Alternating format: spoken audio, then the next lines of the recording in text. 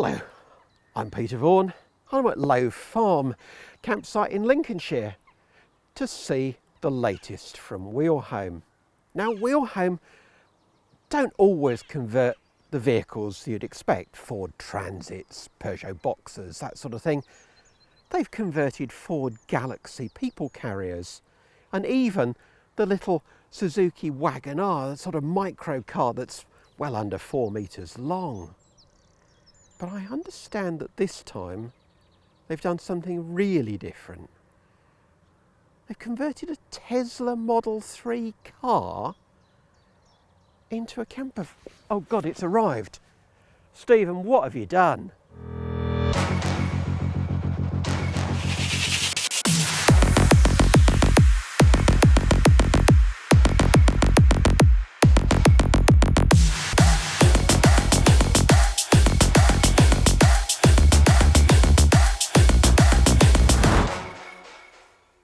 Hello, Stephen. Hello, Peter. So this is your new design, the Dashaway eRC. It is. It's a roof camper specifically for the Tesla Model 3. So a completely standard Model 3, but with your unit on the top. It is. And this is the prototype, I believe. This is. Its first public viewing is going to be at the Norfolk show, the 18th to the 21st of July. Norfolk Motorhome and Campervan show.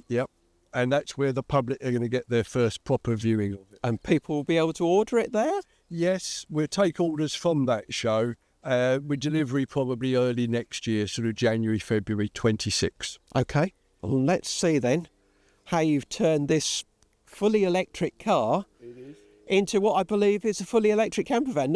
No gas. No, we're completely gas-free, but we've got seating, cooking, sleeping, all up in the roof camper. So not just the traditional roof tent on the top where you just have basically a bed on the roof of your car. So I call it a roof camper because I think it offers pretty much what a camper van offers, but on a Tesla Model 3 with lots of range and so on. And of course you've done electric camper vans before with the Vauxhall Combo. Yeah, we're in our nearly fifth year now of building electric camper vans.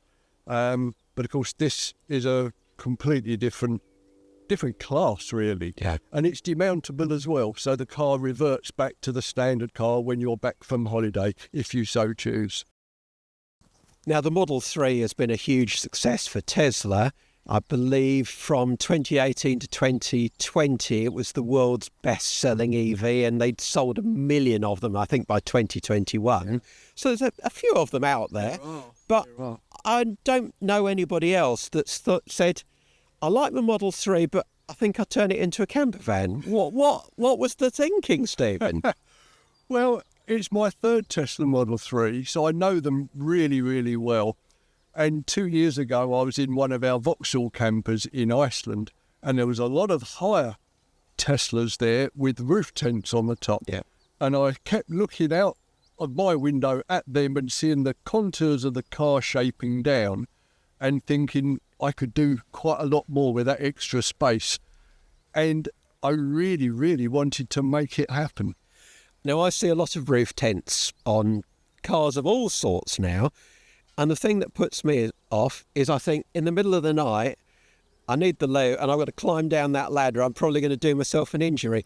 But you've got cooking and even a toilet inside here, I believe. Is that right?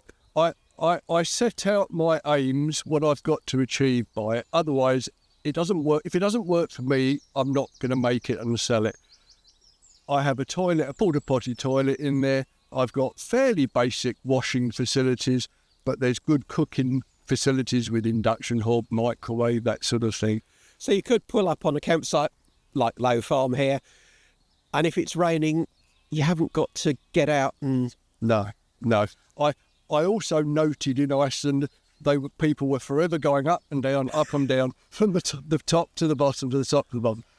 I arrive on a site, I take a few things out of the fridge that's in the car, take them up to the top, and unless I want to go out, everything's done from upstairs. Excellent.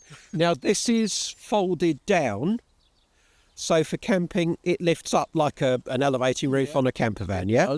It does. It's quite a large elevating roof with quite a lot of lift at the front as well as the back. I can stand up in there. Okay, let's see that go up then. Okay. So there's 4 catches to unlock. First of all, that's obviously for safety and security on the road. And then you just give the roof a push. We do. Just go like this. Just pop that up and then take the ladder off the back. And that again is locked and strapped to the back of the roof camper. It's all very secure.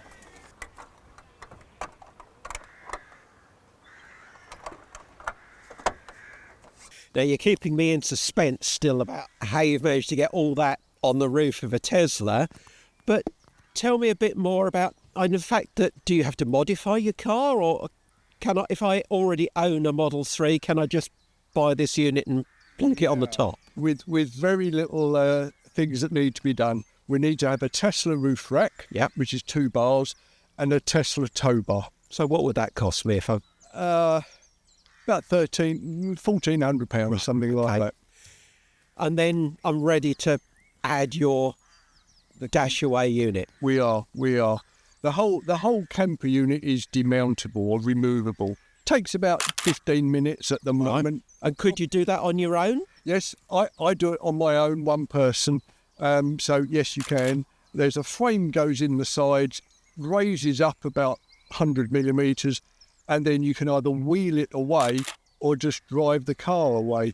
And because it's about that much wider than the car each side, there's no reason why you couldn't leave it on your driveway and simply park the car underneath it every night you come home and then go away again. Really clever. And you could buy a second-hand Tesla and add the unit. I looked on Auto Trader last night and they start at about 10 grand up to 60 something for a brand new top of the range one. Yeah. So you've got a full range of vehicles to start with. You have, and that's part of what made me convince me it's the right vehicle to do this unit on. I would suggest perhaps a 3-year-old 21, 22 plate onwards. They are much better cars in many respects. But that's the sort of money they start from. Okay. And what does the unit weigh roughly? I mean, the unit, when it's off the car, is about 150 kilos.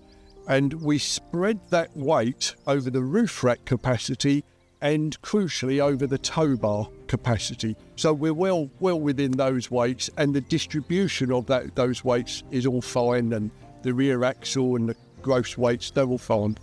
And I know you've done quite a bit of testing on the road already, and you're off to Iceland in this unit. I am. Quite shortly.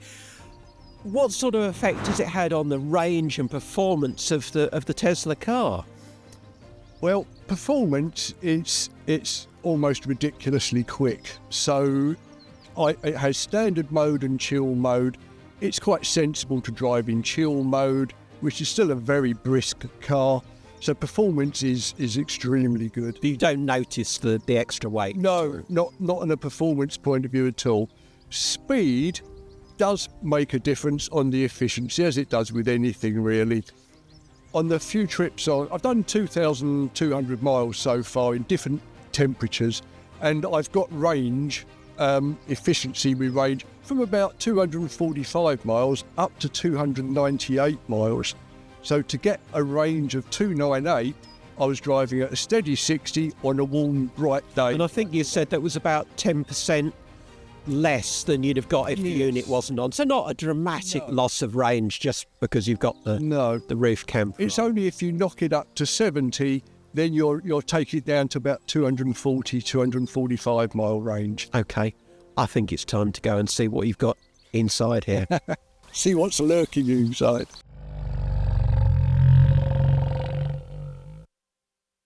Now, before I go up those steps, there's some stuff to see inside the car, because when you're camping, you effectively turn your Tesla into a 2-seater and use the space behind the front seats. And you've got your water supply in there, your little water carrier, compressor fridge, and then a power bank. Yeah. So you don't need to be hooked up on a campsite for their electric, you can camp off grid. It'll probably surprise people, but no, you can go off grid for this for multiple weeks on end. In effect, well, the power bank is recharged via the low voltage system on the car, which is supplied energy by the high voltage battery, which of course is huge. So a week or two off grid, or even a bit more, is absolutely viable. When we're on a campsite, the campsite electric also charges the power bank as well. And then for storage for things like your clothes, you obviously can't get into the boot in the conventional way because this is in the way. Exactly. But you can fold the back seats down. Yes, we just unlatch the back seats, and then you've got big storage boxes that you could fill with your clothing, tinned food, packet food, that sort of breakfast cereals, all that sort of thing. Yeah. So actually a surprising amount of storage in there. They are a metre long, and there's room for 2 of those in there, plus a bit more. I've designed it, and my aim is so that we're not going up and down too often, and this is what we've got.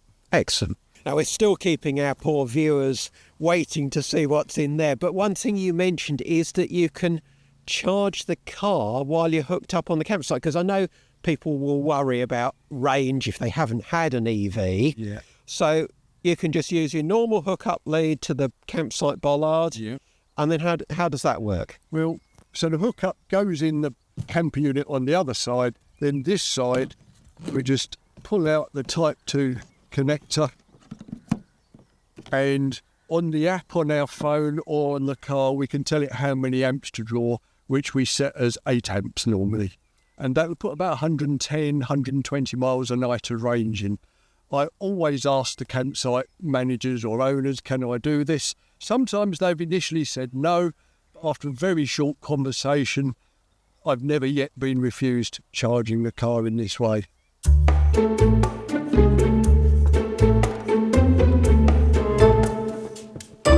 So we've cheated slightly.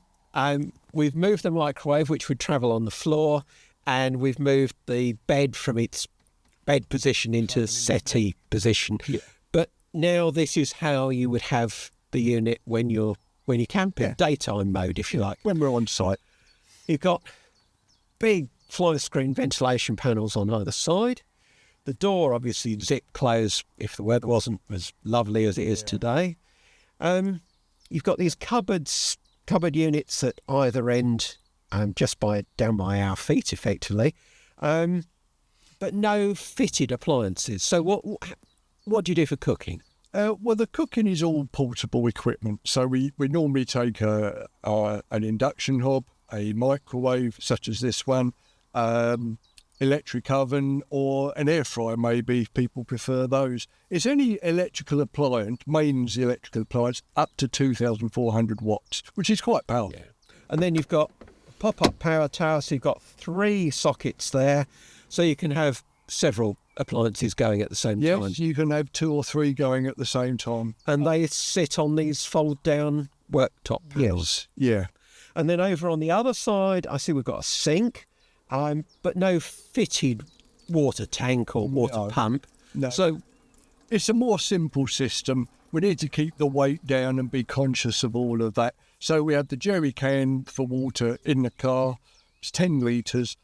When we're on site, that goes up on the shelf at the back there, and you flip the tap up and the water drops straight down. Gravity fed into the sink. Simple. Yeah. Very simple. Okay, and then you've got lighting. You've got this strip light goes right the way around the pop top.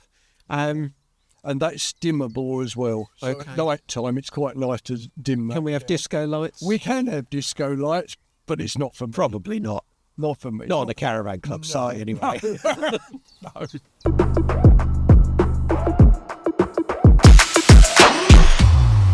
And then to turn settee into the bed, you just pull the 2 seats forward, and your bed actually extends right under this shelf. And that area is where you can keep your bedding during the day. So you just unfurl your duvet and pillows, and they're ready to be used. The bed is 1.9 metres by about 1.2, so that's 6'3" by virtually 4 foot.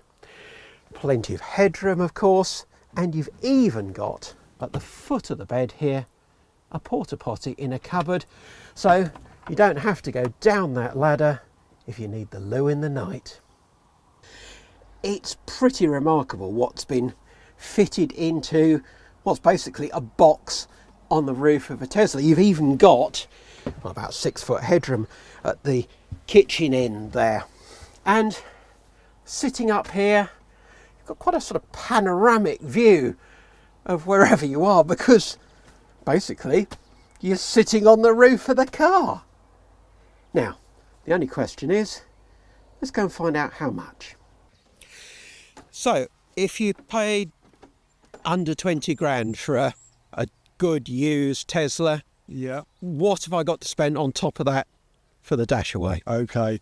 Well, the Dashaway camper unit is 23,400. That includes VAT, and it also includes the demount frame. That is pretty essential. So 23,400. So a lot more than you'd pay for a conventional roof box, which is basically just a tent with a bed in it. Yeah. But this is much more of a camper. And if you compare that cost with a cheap small caravan, I think Bailey's smallest caravan's about 20 grand, a Swift base camp's about 25 grand. Right. So you're in the same sort of ballpark. It's in that ballpark, and it's less than a normal camper van conversion would be as well. Oh yes, I mean camper vans can buy 70 grand upwards these days. Yeah.